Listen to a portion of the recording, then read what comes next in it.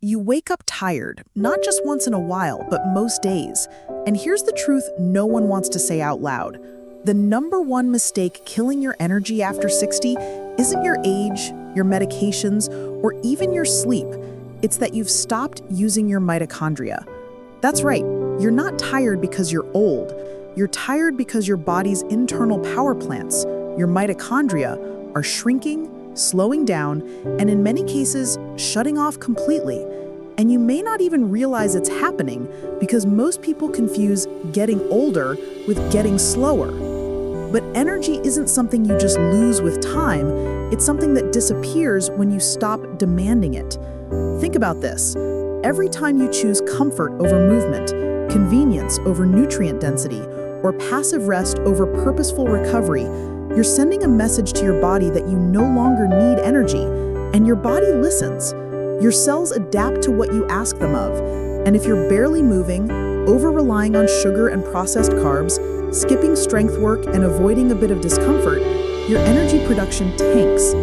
Biologically, your mitochondria respond to stress, good stress, not absence. That's why people who keep walking fast, lifting things, or even just doing 20-second bursts of exertion feel younger longer. You may not realize it, but even brief activity, what researchers call exercise snacks, can reawaken dormant mitochondria. That's one insight. Another, your energy isn't just physical, it's cellular, psychological, and deeply hormonal. One of the most overlooked culprits is chronically elevated cortisol. If your stress isn't managed, whether it's from isolation, poor sleep, blood sugar crashes, or even low-grade inflammation, it literally blocks the signals your cells use to create energy. It robs you of deep sleep, makes you crave junk food, and keeps your body in survival mode, not performance mode. That glass of wine to relax at night? It fragments your sleep and tanks your morning focus. That light lunch with barely any protein? It spikes your insulin, then crashes it, leaving you exhausted by mid-afternoon.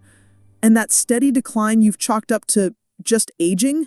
It might actually be a long chain of choices you didn't even know you were making. Skipping strength work because you think walking is enough, avoiding healthy fats because you were told they're bad, never pushing your heart rate above resting for fear of overdoing it. But your biology isn't fragile, it's reactive. You give it challenge, it gives you energy. You give it intention, it gives you resilience. Here's another truth. Your muscles are one of the biggest regulators on energy after 60. Not just because they move you, but because they act like hormonal factories. When you lose muscle, you lose mitochondria, blood sugar control, and key hormonal signals that keep you sharp, driven, and stable. If you've been losing steam every afternoon, it might not be your age, it might be the slow loss of this invisible infrastructure. And no, walking alone won't preserve it.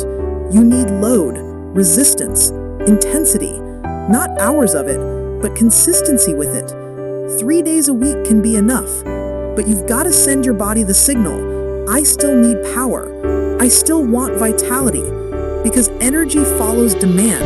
It always has. Here's a surprising one most people don't know. Sunlight and temperature also train your mitochondria. Getting bright light early in the day doesn't just help you sleep better at night, it actually primes your brain for focus and your body for energy. Exposing yourself to mild cold or even heat, like a brisk morning walk or a hot shower ending in cool water, stimulates mitochondrial growth. It sounds simple. It is simple, but the body doesn't respond to complexity, it responds to stimulus, input, direction. And if you've spent the last decade avoiding discomfort, believing rest was the solution, you've unknowingly trained your body to do less. And it did. So if you're wondering why you used to have energy and don't anymore, this might explain it. You didn't lose energy, you stopped creating the conditions that produce it. You stopped demanding it, and your body, in its quiet, intelligent way, complied. But here's what should wake you up. It's reversible.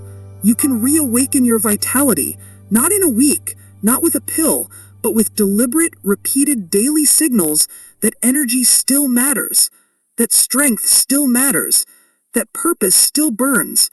So if you're tired of being tired, Here's your challenge. Today, do one thing that pushes your mitochondria back into action.